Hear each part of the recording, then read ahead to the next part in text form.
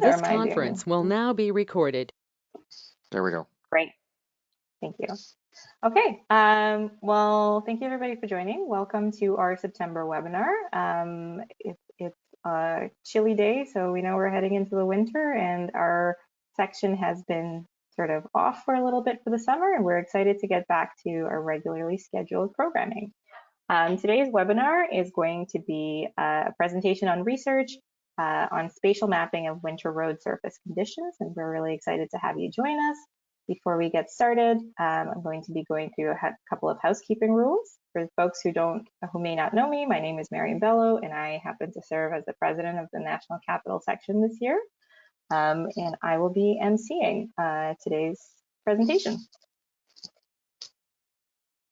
So as always, we want to give thanks to our sponsors who make all of the events that our section puts on possible. We're really grateful for your support, even through these difficult last several months, over a year now. It's really appreciated.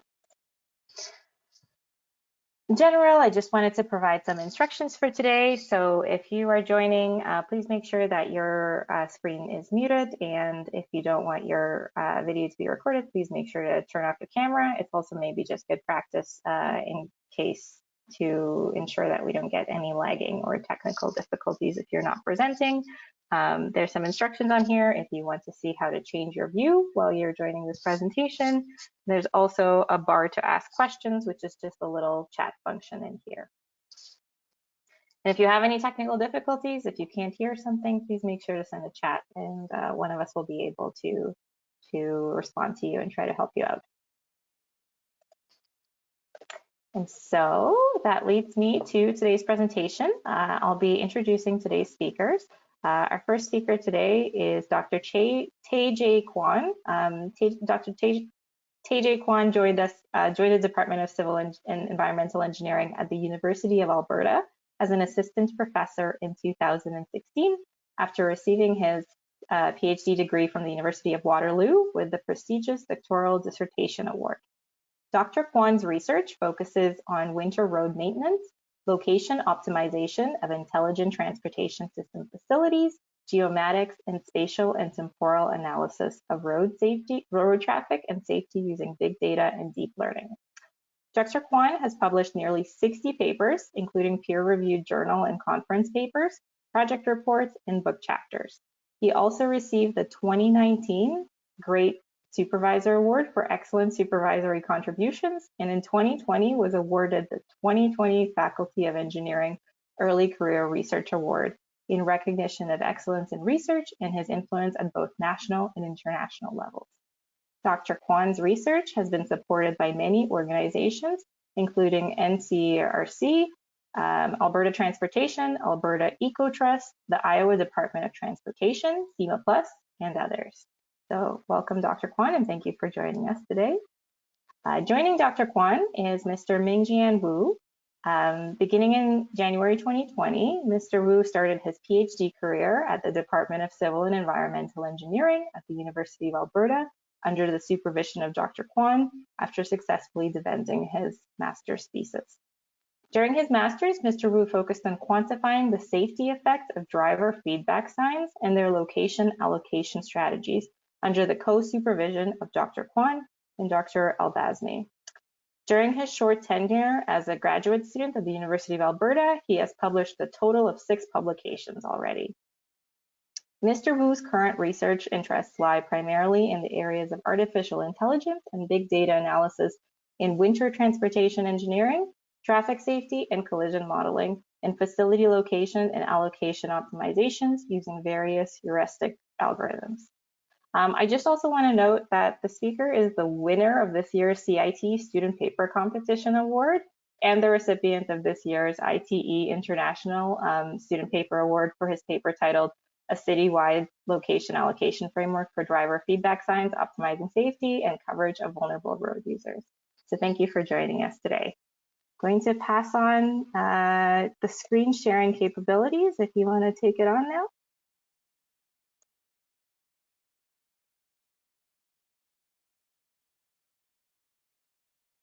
Is it you, Mingjian, that's going to be sharing your screen? Yeah, okay. Yeah, but I guess organizer needs to give me the permission. Oh, okay, 1 second.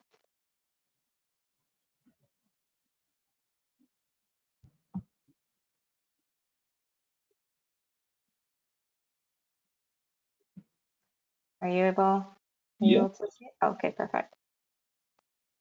So it's visible now, please? Yeah, I see. I don't know if you want to do presenter view. Okay. There we go. Perfect.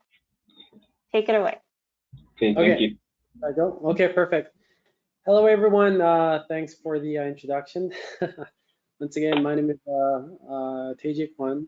I'm an assistant professor in the Department of Civil Environmental Engineering at the University of Alberta. Specializations in transportation engineering.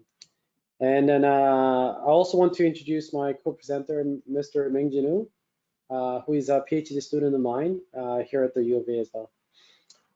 Before I begin my talk, I'd like to, take a quick moment to thank the organizing committee of the ITE National Capital Sections for giving us, this opportunity to share some of our research activities. So today's talk is entitled Spatial Mapping of Winter Road Surface Conditions Using Big Data and Deep Learning. Also, there are two other research contributors that I'd like to acknowledge. One of them is Ms. Smita Biswas, who is another PhD student of mine here at the U of A. Another contributor is Dr. Liping Fu, who's a professor at the University of Waterloo. Next slide. So here is the high-level overview of our talk today. First, I will start off with introductions, giving background, motivations, objectives, and followed by strategic planning and management of road weather sensors. And Mingjian will then take over and talk about part 3 onward, continuous mapping of winter road conditions. We'll also talk about the ongoing research and, some time for open discussions. Okay, next slide. So I guess I don't have to emphasize too much on the consequence of winter weather because we all live in Canada, right? So, so we know that winter weather can be pretty harsh, as it has negatively affects the safety and mobility of road users. So for instance, weather-related collision costs are estimated to be $4 billion annually. And as a matter of fact, this is actually my car that happened. I got into an accident in Edmonton. So bring it to the more sort of a realistic perspective. Anyway, so that's that. And then to mitigate this, transportation agencies expend about $3.3 billion annually as part of our winter road maintenance cost for conducting various winter maintenance operations, including salting, plowing, any icing, and etc. Right? And as part of our maintenance operations, we also expend excessive amount of salt, which would have a detrimental effect not only on the infrastructure but also vehicle as well as environment. Right? So 7 billion tons of salt annually, which I think majority of them is expended by the MTO, Ministry of Transportation Ontario, because of the weather characteristics that you have that there exist in Ontario. But anyway, we use a lot of sand and salt. Next slide. So we have lots of issues. So one possible approach to tackle this would be to utilize what's called road weather information systems, which is considered one of the most critical highway infrastructures or highway intelligent transportation system infrastructures that put in place. So basically, as you can see, it's a basically tower, and then it has the it's a collection of sensors and road weather and surface condition sensors, and it collects variables such as air temperature, visibility, precipitation, wind speed, and others. Right?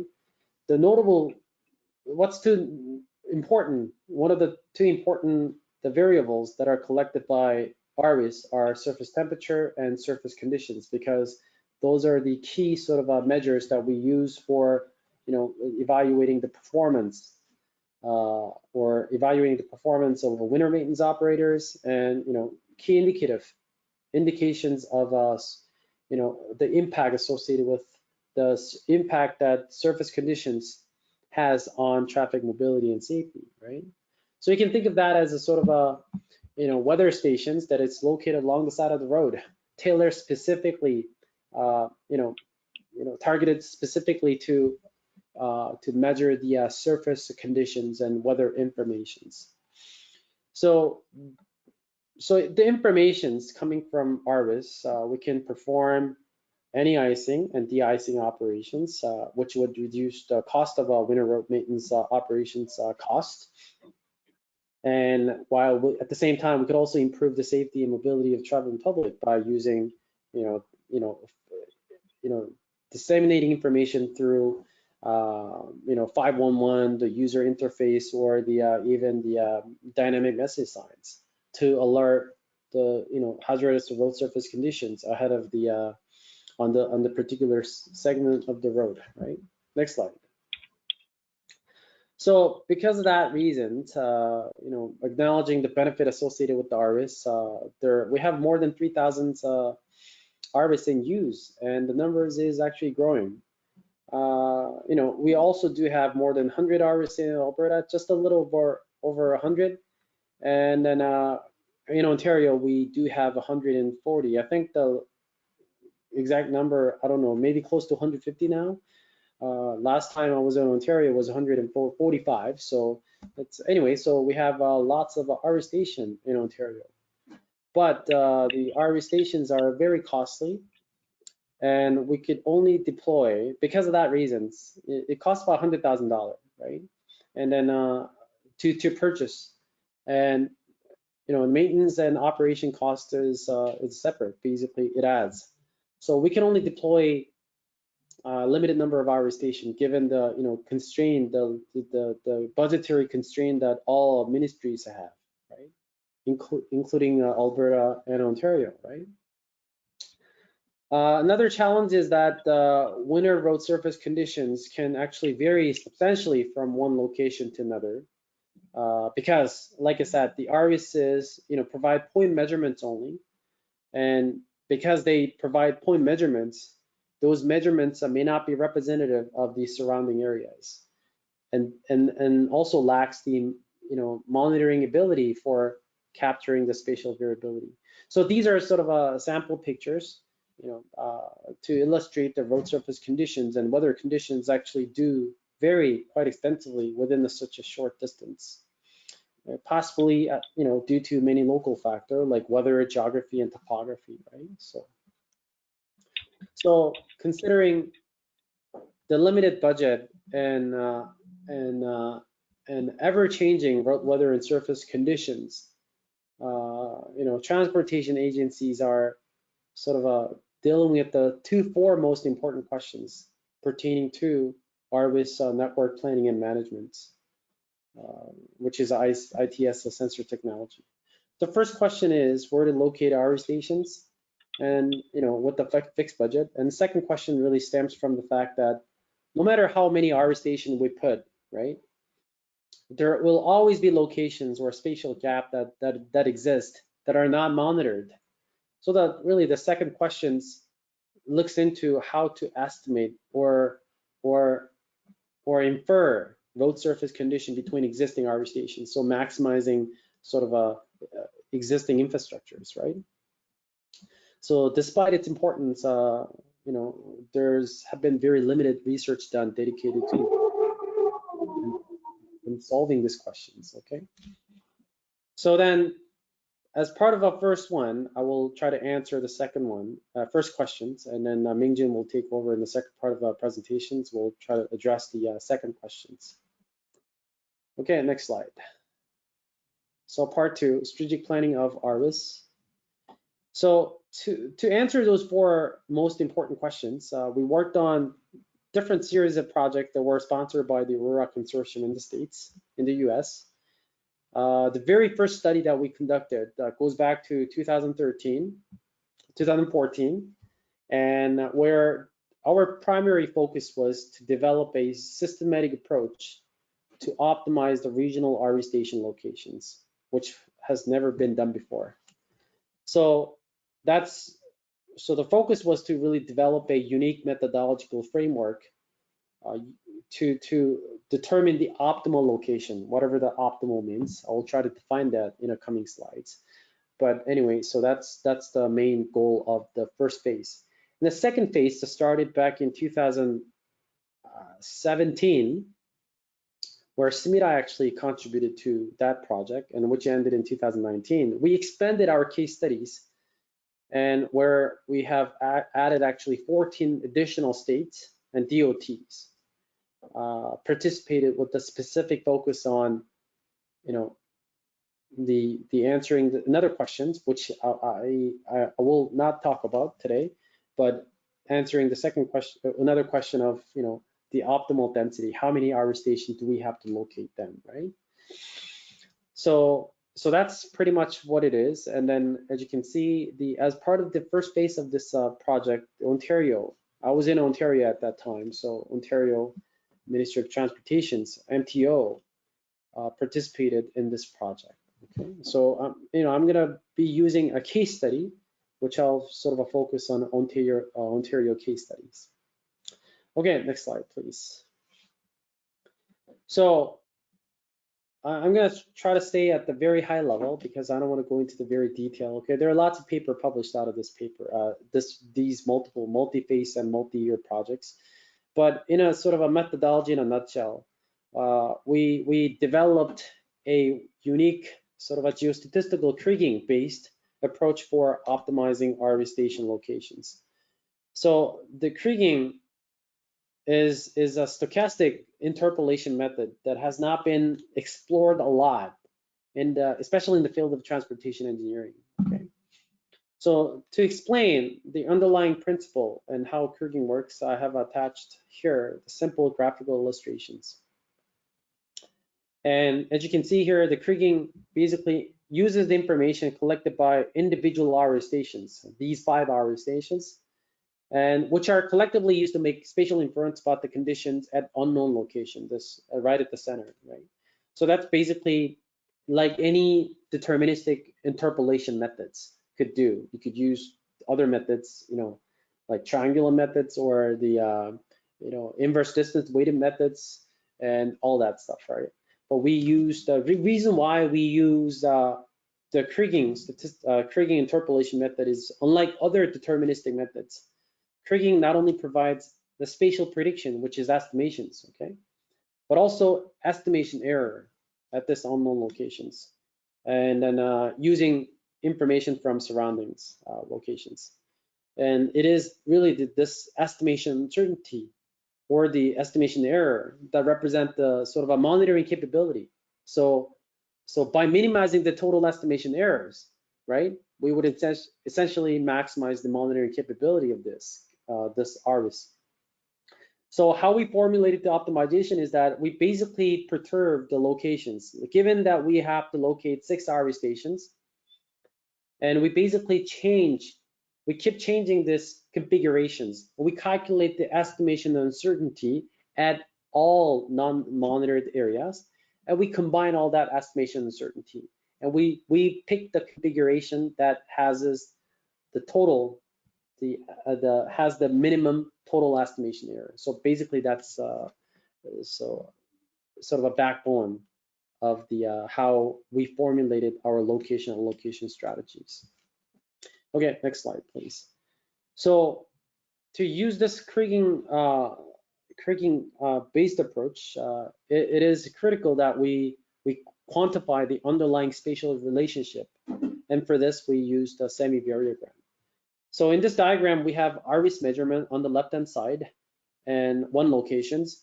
And it's a spatial continuity or similarity of these RWIS measurements will actually decrease as a function of distance, as the distance gets further away from its original locations. So in other words, it's the estimation errors will actually increase. That makes perfectly sense, right? And this phenomenon can be nicely translated into what's called the Semivariogram model or mathematical equations, which explain the autocorrelation structure of the underlying stochastic process. So here y-axis represent the semivariance, representing dissimilarity. So the range is another critical factor of the semivariogram model. That represents the maximum distance at which the correlations, there exist no correlations. So that sort of depicts how the estimation error propagates through a space, over space, right? So that's how we actually develop it's sort of a use to describe the underlying spatial relationship. Okay, next slide, please. So then we developed an optimal RWIS location and location model by incorporating two optimization criteria. The first criteria is constructed based upon the premise that I already talked about, which is maximize the coverage of RWIS data by minimizing sum of total squared errors, estimation errors. And also, since it's intuitive that we locate RWIS station at locations where you could cover as many or serve as many travelers as possible, we introduced another criterion that represents the travel demand distributions, so that user benefit can be maximized. So basically, the first component that represents the weather, capturing the weather phenomena, spatial continuity of the weather. The second component is there to capture the travel demand distribution, because you don't want to locate an RWIS stations middle of nowhere, because then user will not be benefit, will not gain any benefit by that, right? So anyway, we have incorporated these two locations. Okay, then next slide. So we then formalized this as a formal optimization problem and used the mathematical programming approaches to solve this problem, right? This short video demonstrates how our developed RWIS location model efficiently searches for unoptimal solutions following iterative procedures. So you can actually see the red dot actually keep changes. Basically, what it does is that those are circles that represent the existing stations.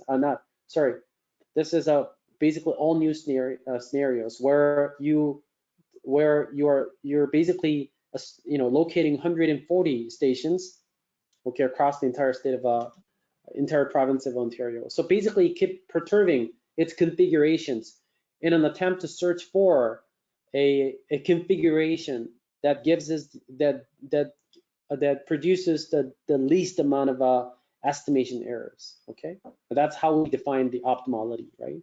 So on the right hand side of it, you can actually see the optimization schedule and how it changes. So you can actually see we turn this into minimization problems.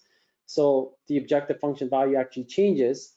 It gets smaller and smaller as the number of iterations increases. Okay, you can actually see the discontinuity there, like it peaks, it goes up and down.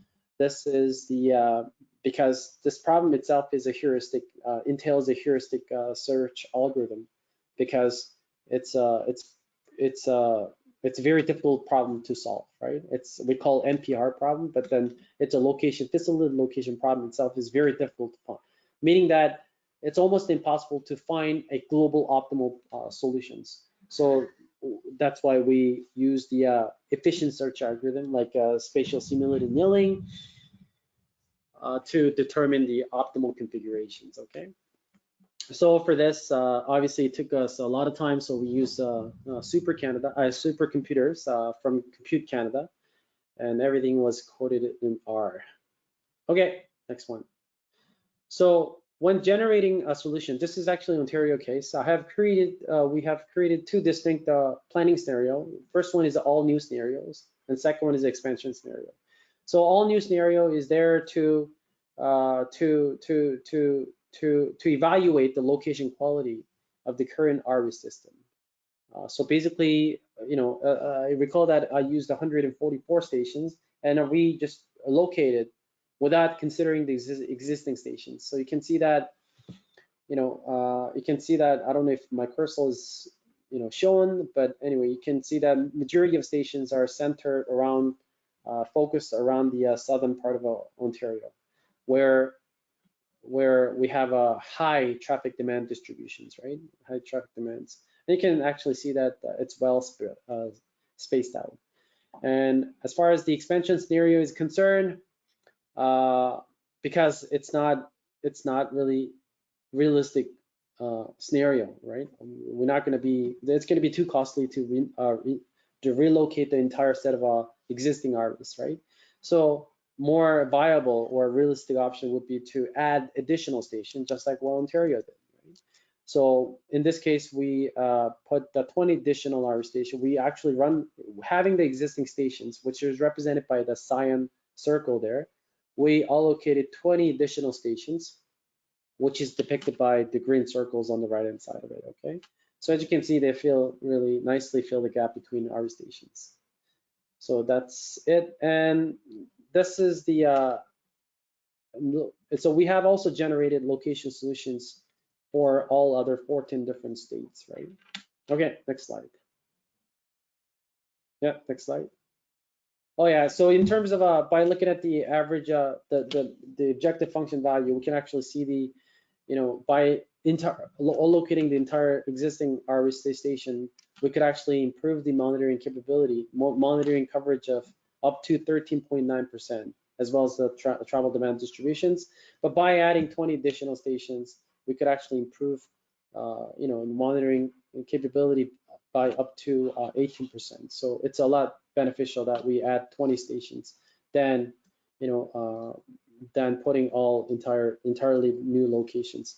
But anyway, from a system sort of RWIS planner or from a ministry perspective, it's always good to know how we can actually best utilize our infrastructures, right? So, although it's not realistically feasible options, but we can actually compare how much you could actually improve. Okay, next slide.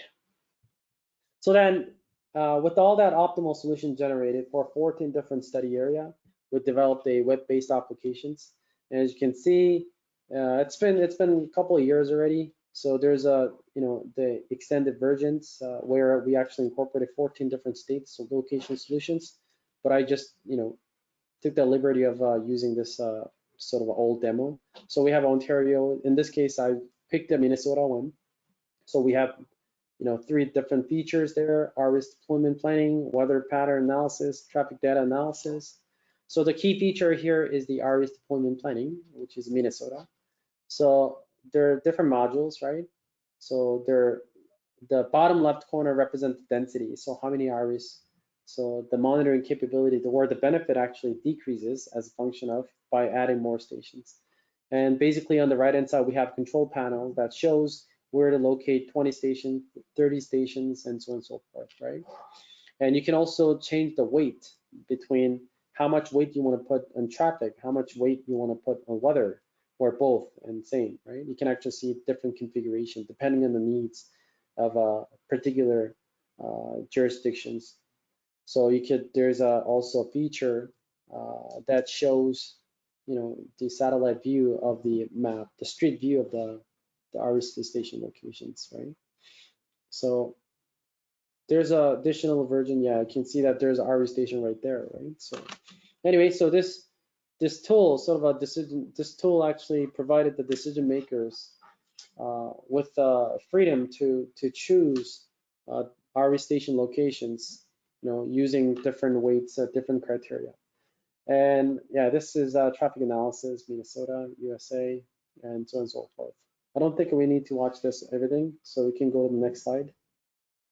So it's important to point out that there are a couple of states in the states that actually implemented our solutions. Okay, so Iowa or Minnesota, yes, Minnesota actually did implement the location solutions generated by our models, and they actually implemented additional 60 RWIS stations to cover to provide the extensive monitoring coverage of their road network. So this has actually worked, has actually helped the RWIS planners and DOTs, right, on choosing where to locate where to optimally locate RWIS stations, right? So that's, with that said, I'll let Mingjian take over from here and talk about the part 3, which is a continuous mapping of winter road surface conditions. Yeah, Mingjian, you can take it away. Hey, thank you very much, Dr. Kwon. And yeah, we'll take over the presentation from now. So from what Dr. Kwon has presented before in the part 1 and part 2, we know how to locate and allocate our stations for different areas. But the number of our stations, like Dr. Kwon mentioned before, is still going to be very limited. So due to the high installation and maintenance costs, the number cannot be as many as we want. So we will still have the challenges in terms of the winter erosive conditions monitoring.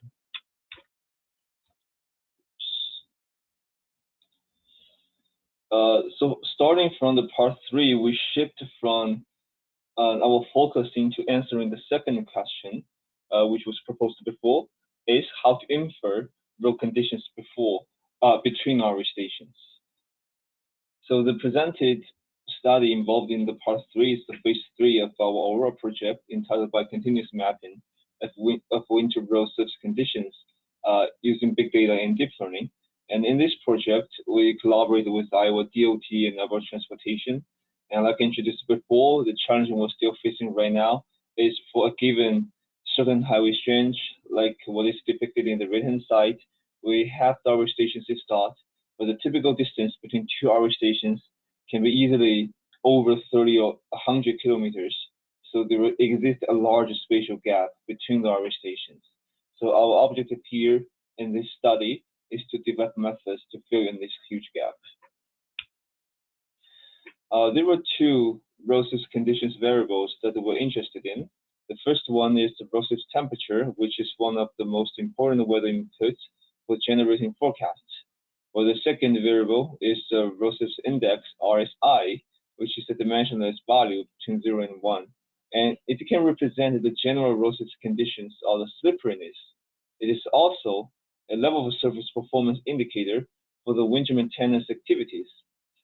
Compared with erosive temperature, RST, which can directly monitored by the sensors, RSI usually cannot be directly obtained.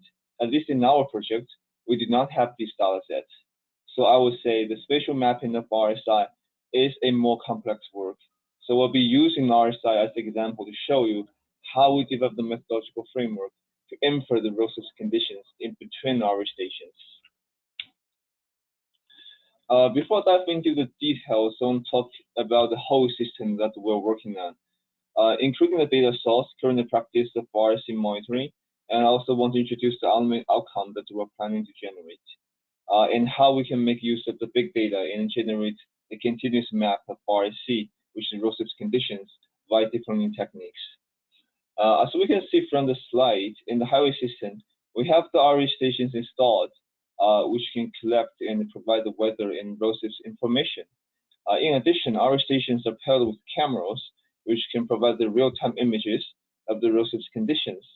And yes, our stations are very, very important and useful to monitor the erosive conditions. But like we mentioned a lot of times before, the number of our stations is very limited, and they are only able to provide point measurements which are not representative of the distant areas. So to overcome this issue, mobile sensors, for example, the automated vehicle location system, AVL, are used for field observations. They're typically mounted in vehicles that are passing along the highway, so it can provide a continuous measurement of erosive conditions, which allows us to see the spatial variations. However, frequent AVL patching is also unrealistic, as they require lots of manpower and time. So dash cameras are also equipped along with the AVL, which can provide in-vehicle images for the pavement conditions. Of course, wheel-trained winter maintenance personnel can tell us the erosive condition by looking at the images. However, considering the large number of collected images, it is impossible to go through every single image manually. So we want to use the deep learning technique to automate the erosive conditions image recognition in order to improve the efficiency of this process. And furthermore, we have access to the remotely sensed data for road geometry properties. This is also an important part involved within the erosive conditions estimation. And finally, with sufficient historical data, we want to, this sufficient historical data, including the erosive temperature and erosive conditions images, we want to develop a web interface for the real-time road safety conditions visualization for the entire highway system. And we believe that this kind of application can be helpful for both winter maintenance authorities as well as the general public. This slide shows how we utilize the different sources of data to develop our methodological framework. Like what I said in the last slide, we have access of provided with the multiple data sources, including the RWIS stations and the AVL historical records of the road surface temperatures and road surface conditions images. In addition, we also collected the digital elevation model, which we can obtain the geographical and topographical features of the study area, which is Iowa here. And then we used some GIS and computer techniques to incorporate data together for the following analysis.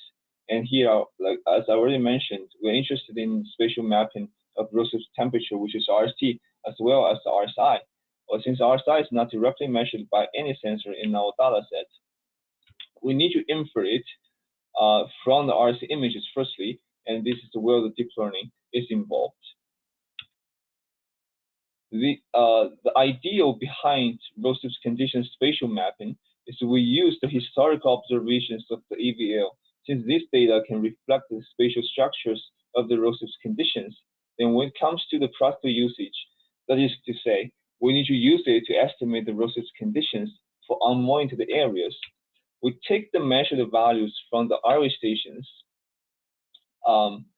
and consider the spatial structures. For example, this one, let me just show you again. Okay, for example, this one and this part, and also this one and that part.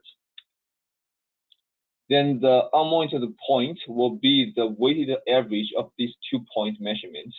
Then we can repeat the same process for all the other locations. Then we can mimic the RSI pattern between the RWIS stations. So with this being said, you may already realize that we need to determine the weight value, while the weight is calculated based on the spatial variation pattern of road surface variables. And like Dr. Kwon has already mentioned, in geostatistics, we construct the semivariogram to represent the spatial variation pattern. And this is the critical input into the interpolation method called Kraken. And in addition, with the different shapes or calibrated parameters associated with the semivariogram models, we can actually try to use it to characterize the weather events and generalize the findings of our study. Now we understand the idea of how we can infer road surface conditions from historical data sets. Then I will step into the spatial mapping of RSI using collected RSI images, and this part can be referred to these components in the whole framework. First of all, we need to develop a model that can automatically classify the road surface conditions by receiving the camera images. And in this part, we adopted deep learning.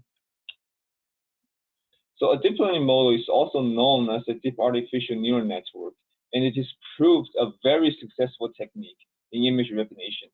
I don't want to talk too much about the model itself because it's going to take too much time. Basically, a deep learning model architecture is to consist of 2 parts: feature learning and classification. So each part contains a number of layers. By going through a lot of iterations, the deep learning model will teach itself to make accurate predictions of the image categories. Here we also have a simple animation to show you how it works. It is an example of using the handwritten numbers and use the deep learning model to classify them into corresponding category. The RSI image can provide us a direct measurement of the snow coverage status of the pavement. The AVL collects the dash camera images when it's passing along the highway. We obtained all of them and manually labeled them into 3 categories, which are bare pavement, partially snow covered, and fully snow covered. For the practical usage, we also included another category, which is undefined images. To label the images, my colleagues in our research lab helped me label them together, and we used the web app to classify each of them. And at the end, these details of image description will be converted into JSON files for the usage. And we had 6 people and spent over 3 months in this task. And at the end, we have over 10,000 labeled images, and the pie chart shows the proportion of each category. Different deep learning models will have a different architecture. However, the training parameters of a simple one can be easily over 10 million, which is quite a challenge for computer CPU. So we requested GPU again from the Computer Canada for this task. By reading the literatures and keeping fine-tuning our developed models, a relatively simple architected deep learning model was developed. The left-hand side bar chart shows the model performance for the training accuracy as well as the validation accuracy. The training accuracy for the training dataset occupies 90% of all labeled images. Its accuracy can reflect the learning capability of a deep learning model. If it's too low, then we definitely need to restructure the model, where the validation accuracy is for the validation dataset, which occupies 10% of all labeled images. This 10% will not be used in training the deep learning model, which means these images are totally new to the model. And we used them to test whether the developed model is capable of recognizing new images. And as we can see from the bar chart, the training accuracy of our model is almost 100%, implying that the model itself has enough learning capabilities, while the validation accuracy is around 95%, which indicates that this model is good in recognizing the dash camera images. Even the input one is a new image that the model has never seen before. On the right-hand side, the confusion matrix based on the validation datasets also imply the same conclusion. Numbers in the diagonal line represent the percentage of validation accuracy for each category, while the highest one reaching 100%, while the lowest is 91%. But it's already a very good performance by all means. Okay, for now, we have a good deep learning model for automatically recognizing the RSC by feeding in images. Now we move on to the next part, which is the spatial mapping of RSI. So this is the most exciting part of this study, and I will show you the results later on. The first step we need to do is to convert the Rosev's conditions into RSI. Here we adopted the research results from Dr. Fu and Dr. Kwon's previous research work. The table lists the RSI values associated with their corresponding RSC categories. Since we do not have this many detailed categories, we just simply took the average values to represent the Rosev's conditions accordingly. Of course, it can be done, and we can simply use the same geostatistical method to estimate Rosev's index, which is RSI, in between our stations. However, it has a lot of limitations, and I will show you the examples in the next slides. Let's look at this example. You may find some issues. For example, these sections is like a stepwise pattern, which is not so realistic.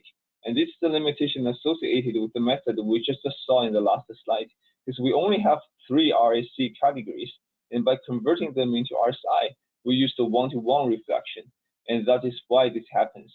And consequently, the details of the differences between each data point is actually eliminated in this process.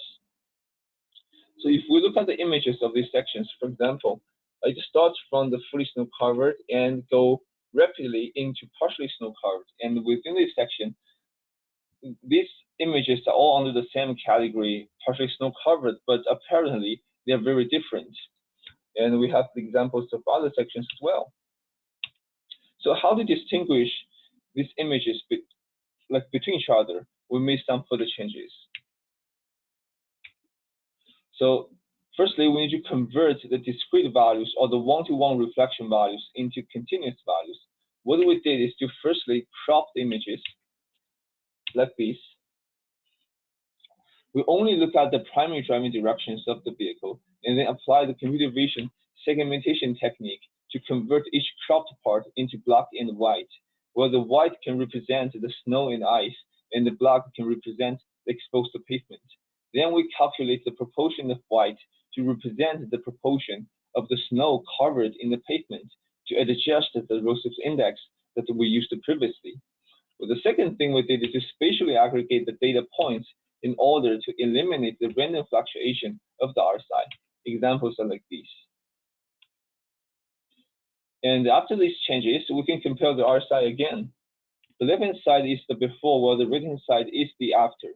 Obviously, the right-hand side one is more realistic, as it shows a continuous change of the RSI and also smooth the random fluctuations. And okay, we now have the numerical and continuous measurements of RSI.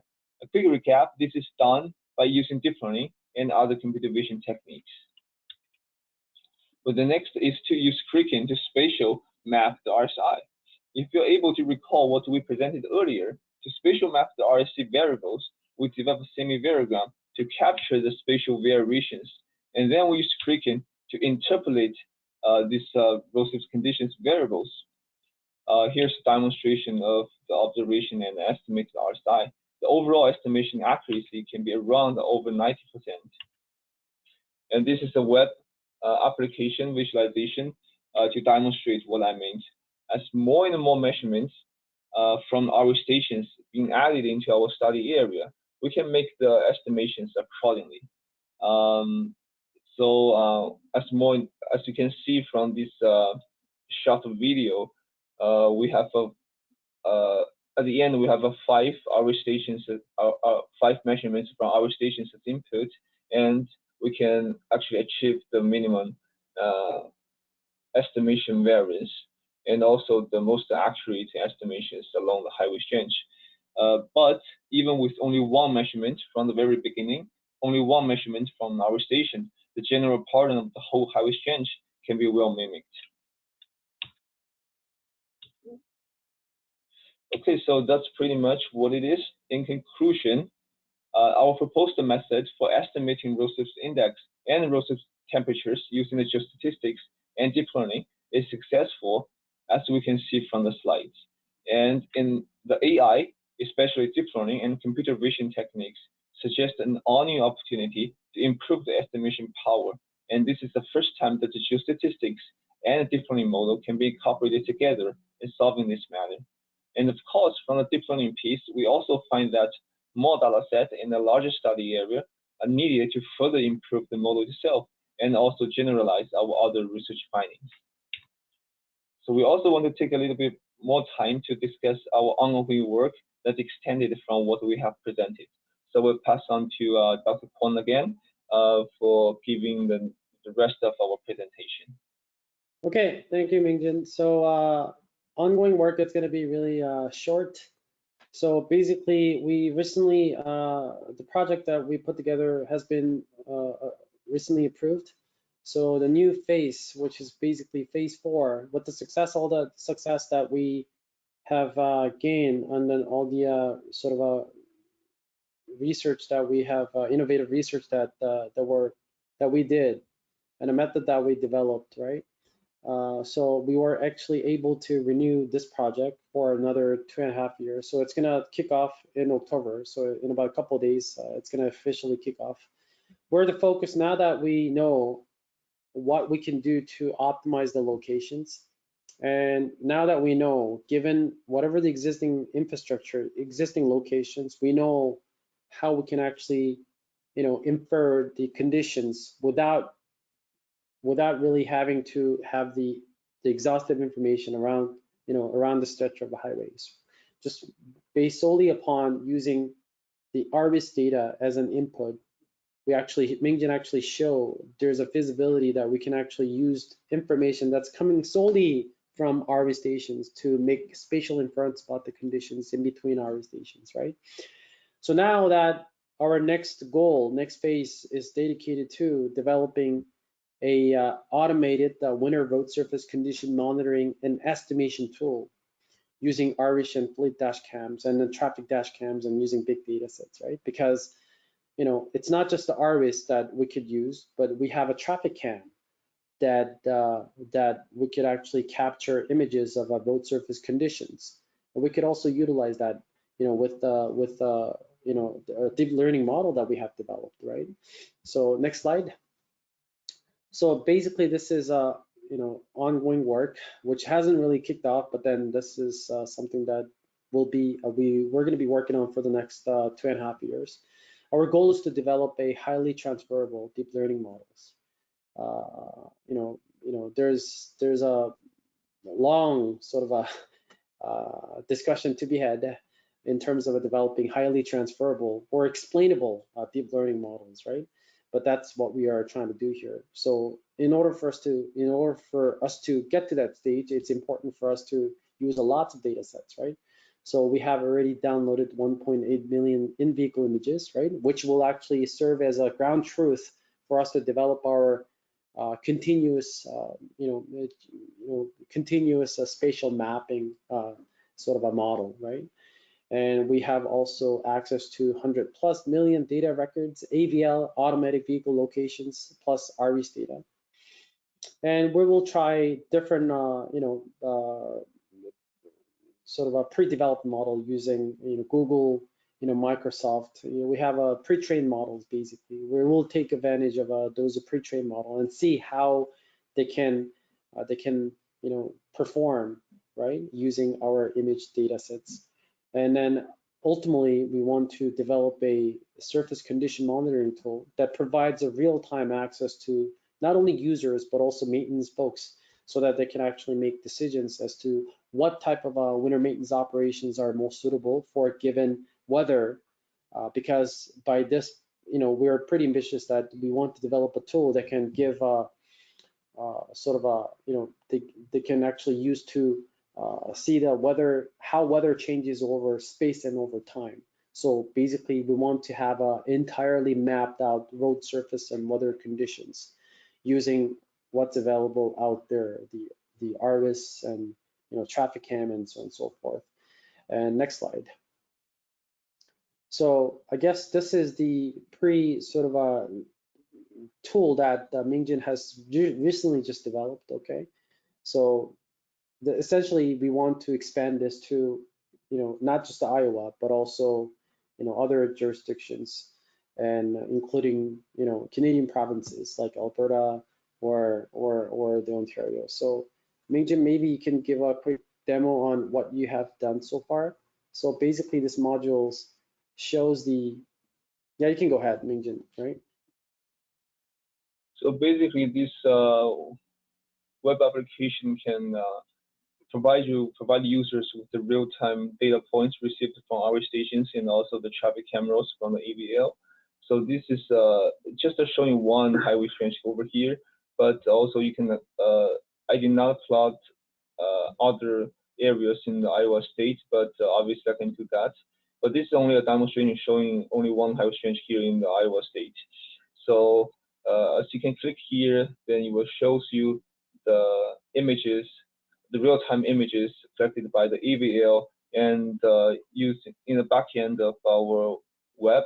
It will automatically use the deep learning model to predict the category of this road surface condition. For example, this one showing the prediction with highest prediction of the bare pavement, while the second one showing the prediction of the partially snow covered, but also some probabilities of the bare pavement. But I guess you can only look into the highest probability, and so on. So like this is the fully snow covered, so it will be predicting the fully snow covered.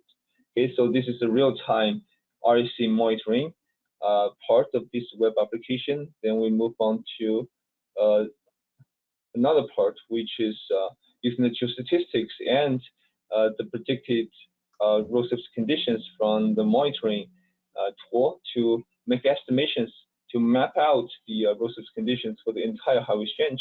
So this is the semi-variogram we constructed before, we talked before. So this is the default recommended semi-variogram by using the real-time data. But if you're not comfortable with it, you can also have the option to change. For example, you can change the model type, and also you can change the parameters associated with each model. For example, I change it in this way, and I click this update interpolated without the map. So previously we only have the scarce data set. Now we have the fully mapping of the whole highway stretch. And if you only want to look at this is the before only observed, and this is the after. So it's mapping out the whole highway stretch. So this is basically what we've developed for now, and for sure we can expand these research areas into the whole Iowa state and also other states as well. And of course, we want Canadian province to be involved in our work as well. Yeah, so that's pretty much. Yeah, that's pretty much what we have to say. And then so basically, as Mingjian showed, you can the sky's the limit, we think, right? So I've been invited to different medias, and then mainly in the States, to showcase what this tool can actually do, what this development of this tool means for users, and then users, and then also the maintenance folks, right? And users can actually plan their trips just like 511 that Ontario has, Alberta has, right? You can actually look at it and see what's forthcoming, right? And this can be also extended to connected vehicle applications, right? Where connected vehicles right now is more the autonomous vehicle is more of a sensor based, right? But knowing exactly what's going on 5 kilometers away from where you are, that's where you're heading, right? You can actually be so we can actually be acknowledged with what's the forthcoming ahead of you, right? So it's just we see that this development of this tool actually provide just not only the decision makers, not only the the users, but also the maintenance folks can actually benefit a lot. Okay, so next slide. So we like to acknowledge Aurora, obviously our funding agency, Iowa State University, Iowa DOTA for providing data sets and all this different data set that we actually gather, and obviously CITE for, once again, giving us this wonderful opportunity, that we could sort of share what we do here at the U of A. With that said, I'd like to conclude. I think the time's already up. Sorry that we. Yeah, no, that's okay. Thank you so much for doing that, Dr. Kwon and Mingjian. That was very interesting, and I think even the application of the big data and then also machine learning. There's a lot that is included in here, and a lot of applications to real life situations, which is great. We are right on time here, so I do see a couple of questions, so maybe we can go just a couple of minutes over and see if we can answer the ones that are here before we close off. So should I just go? Okay. Did you look at? So Colin asked, did you look at, or should you read it, or? If you want, I can do it. How about that? Okay, and then I'll flip them at you. So got a question here. Yeah, go ahead. Oh, sorry. No, you go. We got it. Okay, I see, got it. Okay. Did you look at the possibility that the optimal location for an RWIS might be in another state than your client state? Perhaps 2 states could share one optimally located RWIS. Very good questions. I think we have more than 10 publications out of this, and obviously we can really go over everything, but this is one particular incident that we have to look at as well too. So obviously we consider the physical boundary as one state, Iowa State or Ontario, right? Alberta, BC. Like we constrain our location solutions to be located within just that province of Alberta, right? Just legal boundaries or physical boundaries, right? But yes, you're right. We could also leverage the locations that by sharing the RWIS data from, so let's say if one's located close to the border, let's say, then let's say BC could also use ours, and then Alberta could also use BC. So we could actually we actually published a paper 2 years ago that talked on how can we leverage the benefit associated with locating RWIS that could benefit both the jurisdictions, right? You're right. We can actually minimize or reduce the number of hours to put in if we could actually share that. But it is very difficult to share that, right? Because of all jurisdictions have different policies in terms of a data sharing agreement and so on and so forth. But yes, you're right. Another questions that did you have image processing interpolation issues for American highways that are concrete instead of asphalt, since the concrete is white instead of black? Just give me one. Sorry, I'm in the meeting. Sorry, just give me 1 second. So yes, I don't think we come across this issue, but this is another very important issue because using the image processing techniques, the black, what could been in reality, it could be black guys, but then it could be just black, right? There's no way that we can actually work because we're using optical imagery as the RGB. So there's no way that for us to see whether the black is actually sold to residues or black guys and so on and so forth. So what we're planning to do is to use the thermal caps so that we can actually collect the thermal images, right? At the infrared. So adding another layer of images. So John, should I just go and answer all these questions?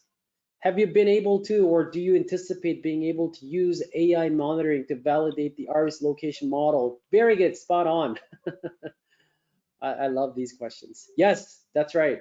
Because as you know, we located our station just using the regional models based on the fact that we maximize the monitoring capability without really taking into account what's going on in between.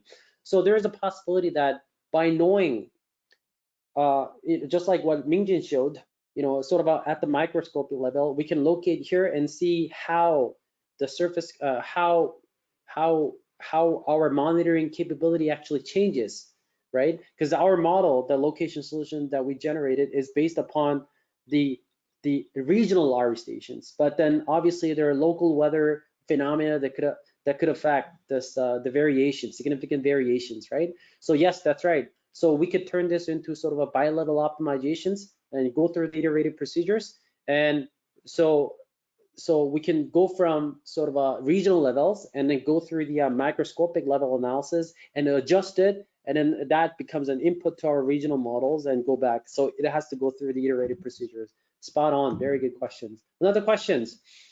What are the limitations to classifying the undefined surface conditions, and do you imagine that there would be appreciable change in the performance of the model if these could be overcome? Maybe I can pass it on to Mingjian, although I could answer. I don't want to steal all the questions. Yeah, so for the undefined category of the images, it's really for the practical usage, not for the considering of the process conditions. So let me read it.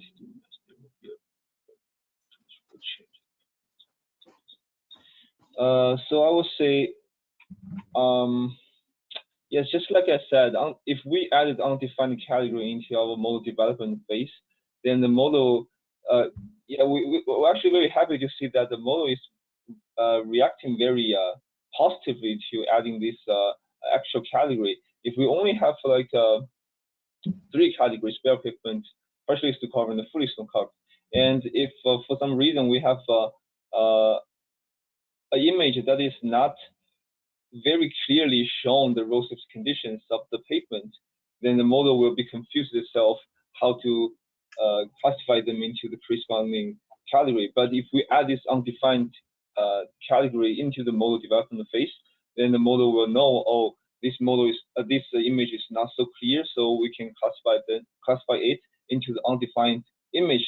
Then we will not include this in our interpolation step. And if the winter maintenance authority really want to use this image as well, then they can just manually check that. So I hope So, this. Yeah, just to add a little bit. It's quite difficult. I mean, you will see that there's a lot of limitation associated with deep learning, sort of an image-based computer vision, sort of a based analysis that we proposed here. If you use a sort of a sensor base, you can collect the RSI, like a mobile RWIS, let's say, okay?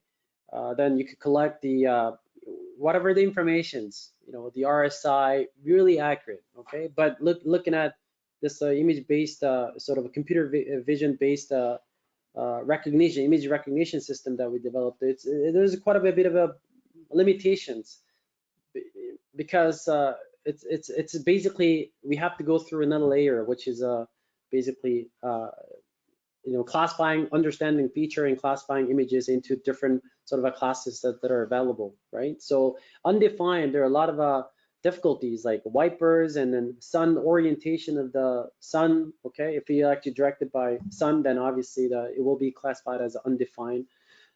But that's the limitation that we have to live with. But like I said, one way to improve the surface condition monitoring or to get the most out of this image-based recognition system is to add another layer, which is the thermal cam, right? And using the RWIS informations nearby so that we can actually see what the surface temperature is, and given what the condition is, then we can have a better estimate as to what the conditions will look like, whether it's a partially snow-covered or whether it's a black ice. There is a great potential of a black ice.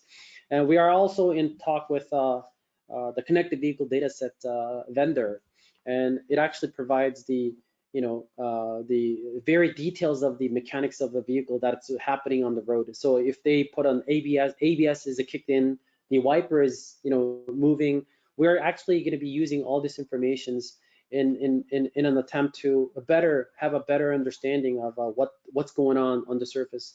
The benefit of this, instead of using sensor-based technology, is because direct sensor-based technology is because this camera is everywhere. We have RWIS camera, we have traffic cams and all this, right? So why don't we just take advantage of it? That's the whole motivation. So, making use of the existing infrastructure, that's the whole purpose. So sorry for taking too long answering all these questions, but these are really exciting questions. And for any additional question you have, feel free to visit our website. I think Mingjian already provided at the very end, and then and then feel free to send me an email if you do have further questions or discussions.